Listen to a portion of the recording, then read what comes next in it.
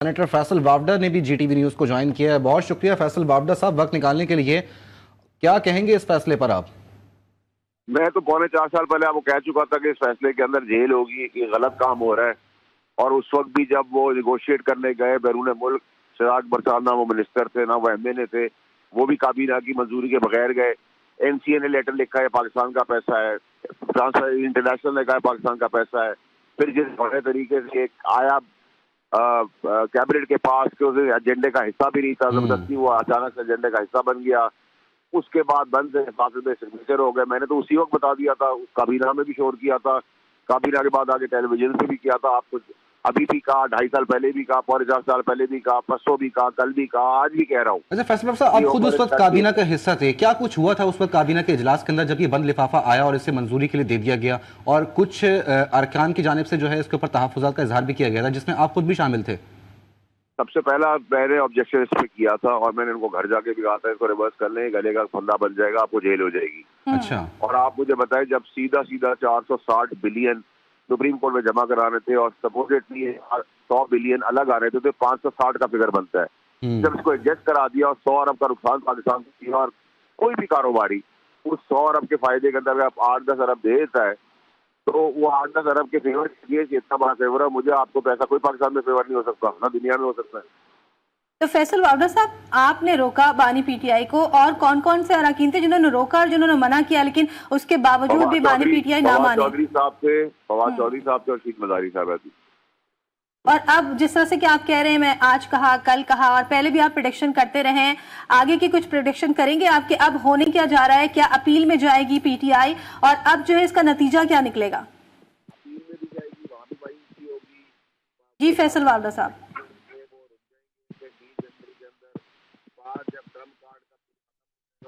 فیصل صاحب آپ کو آواز آ رہی ہے؟ میں کہہ رہا ہوں پہلے ابھی آپ اپیل میں جائیں گے، وہاں مایوسی ہوگی، پھر ٹرمپ کارڈ کی مایوسی ہوگی، پھر 20 جنوری کے بعد ایک دور چلے گا کچھ ہفتوں بعد مذاکرات کا. اور مذاکرات کون کر رہا ہے؟ پی ٹی آئی اور گورنمنٹ. پی ٹی آئی اور گورنمنٹ دونوں ہی چاہتی ہے وہ جیل میں رہے، تو مذاکرات کا حل کیا ہوگا؟ یہی میں آپ کو کہہ رہا تھا اور میں نے آپ کو وقت سے پہلے کہا تھا کہ بی بی اریسٹ ہوگی، وہ اریسٹ ہو گئی آج. اور مذاکرات کا مستقبل کیا دیکھ رہے ہیں فیصل وافڈا صاحب؟ مذاکرات نہیں، مذاق ہو رہا ہے. مذاکرات نہیں، مذاکرات کس سے کرنا چاہیے؟ آپ پیچ اپ کی باتیں کرتے ہیں وافڈا صاحب، اب پیچ اپ ہوگا کس طریقے سے؟ بھائی میرے جب پیچ اپ کرنے میں پی ٹی آئی کے اپنے لوگ ہی چاہتے ہیں کہ وہ اریسٹ رہے اور اس کے وہ مزے اڑاتے رہے اور اقتدار اور پیسہ کماتے رہے، تو اس کو میرا قصور تھوڑی ہے. جب کوئی دیکھ دیا تو آدمی دونوں طرف سے بیٹھے گا تو کوئی نہ کوئی حل نکل آئے گا. اور جو چارٹر آف ڈیمانڈ پیش کیا گیا پی ٹی آئی کی جانب سے، آپ سمجھتے ہیں کہ اس پر حکومتی جو اراکین ہیں اس پر عمل درآمد ہوگا اور جو اگلا سیشن ہوگا اس میں کچھ امید ہے؟ زیرو کوئی امید نہیں ہے، کچھ نہیں ہوگا اس پر. یہ خبر آپ کو بتا رہے ہیں کہ 190 بلین پاؤنڈز کیس کا فیصلہ باقاعدہ طور کے اوپر اب ریٹن آرڈر آ چکا ہے. اسی پر بات کر لیتے ہیں. مسلم لیگ نون کے سینئر رہنما سینیٹر طلال چودھری صاحب ہمارے ساتھ موجود ہیں. بہت شکریہ طلال صاحب وقت دینے کے لیے. اوپن اینڈ شٹ کیس آپ مسلسل کہتے رہے ہیں کہ آپ کی جماعت کی جانب سے اب فیصلہ آ گیا ہے، کیا کہیں گے؟ دیکھیں، اس فیصلے پہ کوئی حیرانگی نہیں ہوئی، کیونکہ یہ فیصلہ اگر قانون انصاف کے تحت یہی آنا تھا، اور ان کے اپنے لوگ بھی یہ اس بات کا اظہار بند کمروں میں کرتے تھے کہ یہ والا کیس جو ہے اس سے بالکل بچا نہیں جا سکتا. اس میں جو شہادتیں ہیں وہ ان کے گھر سے لے کر ان کی کابینہ کے ممبر اور ہر چیز شہادت ہے کہ کس طرح 190 ملین کی ڈکیتی کی گئی. اور ویسے بھی یہ کہتے کچھ رہے ہیں لیکن ان کا کردار جو ہے وہ 180 ڈگری ان سے فرق رہا ہے. اور وہ لوگوں کو کہتے رہے مدینہ کی ریاست اور کھا گئے ہیں توشہ خانہ. اسی طرح کہتے رہے کہ بھی ہم تو آئے ہیں کرپشن کے خلاف اور لگا دیا پنجاب میں بکار، جس نے ٹرانسفر پوسٹنگ سے لے کے ڈیولپمنٹ کوئی چیز نہیں چھوڑی جس میں سے پیسے نہیں لیے. اور اسی طرح یہ آپ کے پی کی حکومت میں سونامی ٹری ہے، وہ پشاور میٹرو ہو، ہیلتھ کے بڑے سکینڈلز ہیں، آپ ابھی تھوڑی دیر پہلے سڑکوں کے، تو یہ ہر جگہ یہ کام رہا ہے. اور بنی گالا جو ہے اس کاموں کا مرکز رہا ہے. اور اس 190 ملین میں تو ایک ایک چیز شواہد جو تھے وہ بڑے کلیئر تھے، اور اس کے بعد عدالت نے بڑے تحمل سے یہ کیس سنا ہے. اس جج صاحب پر اور عدالت پر بانی پی ٹی آئی نے اعتماد کا اظہار بھی کیا ہے، اور یہ سزا ہوئی ہے جس پر وہ اعتماد کا بھی اظہار کرتے رہے ہیں. اور سب لوگ بھی جانتے ہیں کہ 190 ملین تو کس طرح پیسے جو ہیں اس کو لے کر پاکستان کی खजाने में जमा करवाने थे, उसी में जेब में डालकर अदालत ट्रस्ट के नाम और बाकी का बहाना बनाकर फायदे लिए गए, तो सजा जो है वो बिल्कुल नजर आ रही थी और इसमें कोई हैरानगी की बात नहीं है।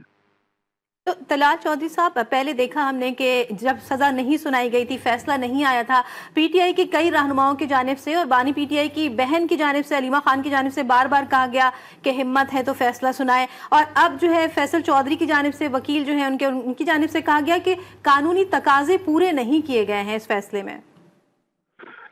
देखिए जी, इस केस को तो जितने तहम्मुल से सुना गया है और जिस तरह अदालत ने इनको मौका दिया है, इन्होंने कई दफा वकला बदले, कई दफा इन्होंने खुद एडजमेंट्स ली, ये एक गवाह पर बहस के लिए 30 दफा इन्होंने एडजमेंट्स ली, बहाने बनाए, और इतने तहम्मुल और इतने हर चीज को फूंक पर पाँव रखा गया अदालत ने। और उसमें आप ये देख लें कि बानी पीटीआई ने खुद इस अदालत और जज साहब पर इसी वजह से इत्मीनान का इजहार किया था, और जिस पर मुल्ज़म खुद इत्मीनान का इजहार करे और बाद में तो उनका वकील या उनका स्पोक्स पर्सन जो भी कहे, बाकी उन्हें कहे कि ये पूछ लें अपने सारे पीटीआई के रहनुमाओं से जो पहले दिन से कहते थे कि 190 मिलियन के केस से जान नहीं छूटती। अच्छा तलाल चौधरी साहब, आप क्या समझते हैं कि जिस तरह से कहा यह जा रहा है कि बानी पीटीआई ने माली फवायद हासिल किए और उन्होंने काबीना से झूठ बोला, हकाइक छुपाए, बंद लिफाफे में तफसीलात रखकर काबीना की मंजूरी ली, आप समझते हैं तो फैसले में तमाम तर जो कानूनी नुकात हैं उनको पूरा किया गया है? देखिए, इसमें शक ही नहीं है जी, कानूनी नुक्ता कोई ऐसा नहीं था जो जितने तहम्मुल से और जितनी ये केस सुना गया और जितना लंबा ये केस चला है, और इसके खिलाफ कई दफा इन्होंने दूसरी कोर्ट्स में भी गए हैं, और उसके बाद मैंने तो कहा कि बानी पीटीआई खुद एतमाद का इजहार कर चुके हैं इस अदालत पर और जज साहब पर, उनके रवैये पर, उनकी जिस तरह उन्होंने केस को चलाया उस पे। तो अगर वो एतमाद का इजहार करते हैं तो फिर तो उसके बाद लगता है कि कोई चीज ऐसी नहीं बची कि जो ठीक है तलाल चौधरी साहब।